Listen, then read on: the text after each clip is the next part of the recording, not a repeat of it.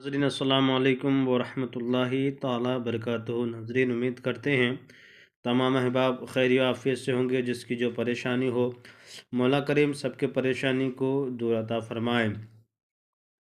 नाज़रीन, जो मैंने आज आप लोगों के दरमियान में नक्श लेकर के हाज़िर आए हैं, ये मोहब्बत का नक्श है।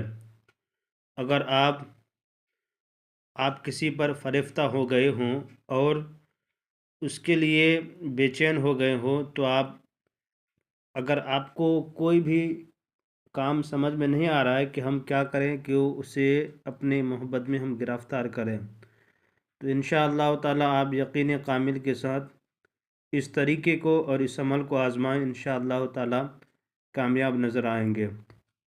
तरीका क्या है कि इस नक्श को एक कागज़ पर लिख लेना है। लिख करके आपको अपने पास में रखना है। ये नक्श है। इस नक्श को आपको लिखने के बाद इधर से लिखा करें, इधर से शुरू करें, यहाँ से इस तरह से नौखाने बना लें। हुब हुब हुब लिखा हुआ है, हाबा हाबा लिखा हुआ है, यानी हुब हुब लिखा हुआ है। आप जिस वक्त आपका महबूब आपके सामने से गुजरे, उस वक्त इस नक्श को निकाल कर अंगूठे और शहादत की उंगली से दबाते हुए ज़बान से ये कलमा अदा करें। कलमात ये है: युहिब्बुनहुम व हिब्बुल्लाहि वल्लज़ीना आमनु अशद्दु हुब्बन लिल्लाह। इसको पढ़ना है आपको।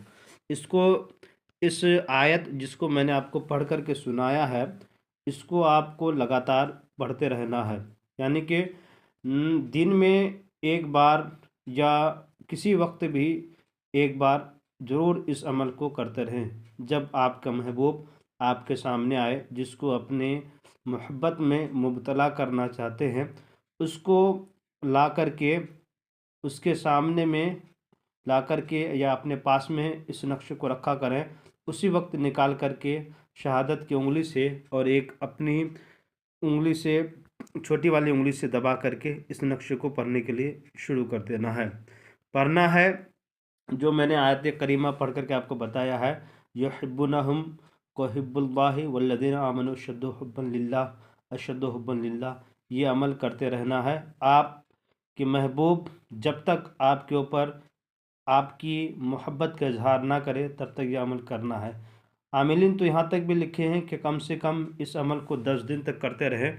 और जब ये ताबीज़ आप अपने अंगूठी में दबाएं, उंगलियों में दबाएं, तो दबाते वक्त इस आयत करीमा का विर्द कम से कम आपको करना है 10 मरतबा। यानी 10 मरतबा या 11 मरतबा करें। इसको लगातार 10 दिन या 11 दिन तक ये अमल को जारी रखें। इंशाअल्लाह ताला रब के फजल व करम से अगर जायज़ मकसद है, तो चंद ही लम्हात में गुजर जाने के बाद वह महबूब आपके लिए बेचैन होकर बैठेगी, बेचैन हो जाएगी। आपके लिए उस वक्त तक बेचैन रहेगी जब तक आप वो हासिल ना कर दे। वो चैन की ना सांस नहीं लेगी और बेचैन होकर के वो तड़प जाएगी। नाज़रीन, ये अमल जायज़ मकसद के लिए करें, नाजायज़ के लिए हरगिज़ ना करें।